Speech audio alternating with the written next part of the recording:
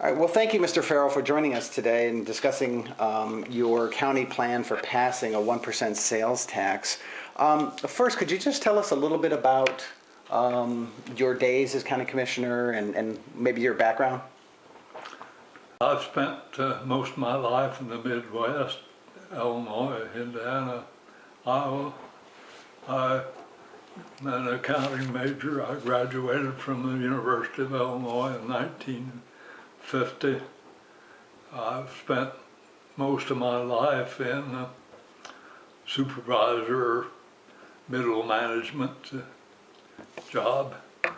We built a house in Deep Creek in 1988. I started becoming involved in local community activities and going to commission meetings. And after 3 years, I decided I'd run for the commission. Excellent. Were you successful? Yes. And what year was that?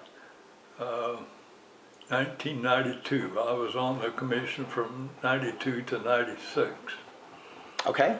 So you know a lot about the activities of the county at that time regarding the Charlotte Assembly and the 1% tax?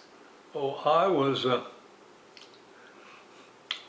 on the commission when we passed the first 1% sales tax. We did not use this formula, by the way.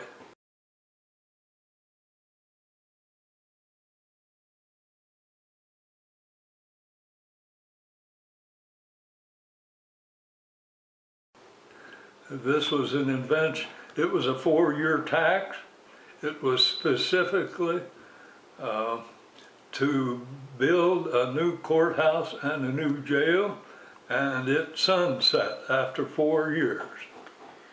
It did what it was supposed to do, and it sunset. But the following commission wanted that money to spend on their projects. To get that passed, they started using this kind of a format, which we didn't do. We took the responsibility. We decided we had to build a courthouse and a jail, and we recommended to the public, and it passed. We means the commission. The commission. Okay, so we didn't have a committee of 50 or 100 or try to put together a coalition of special interest groups. Okay, so you just passed, you decided you needed the courthouse and the jail, and it's Justice Center, and then you voted for it, and you passed the tax 1%? Yeah. And did you vote for or against it? Well, I voted for it. I supported it. So then what happened? Okay, so the 1% is passed, it sunsets, and then you said the next another commission came along and decided they wanted that money for other special interest projects. Every commission since then. I couldn't tell you for sure whether they've all been 4 years or 3 years. None of them have been 6 years, I am sure. Like they want now. Period, 3 or 4 years. But every commission since then, when it expired, and it did, it sunsets. Right. And they put it before the voters and with this kind of preparation, and it passed. Well, let's talk about the preparation. When did you make this document? It would have been the second, after the courthouse and the jail, then they used this, and I suspect that that's when I wrote this. Okay. But you wrote in this document, this process was successfully used by Charlotte County government in 1998. It was previously used successfully by Sarasota County. With a light vote, the referendum can be passed by a very small percentage of registered voters. But it's been used.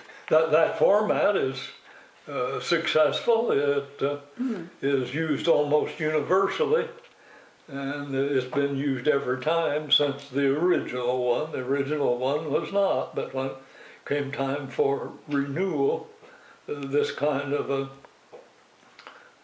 effort has been successful in getting it done. It works. Why wouldn't you continue with it if you wanted to And it takes time to get through this process, particularly to try to leave the impression that you've done it in a thoughtful, democratic way.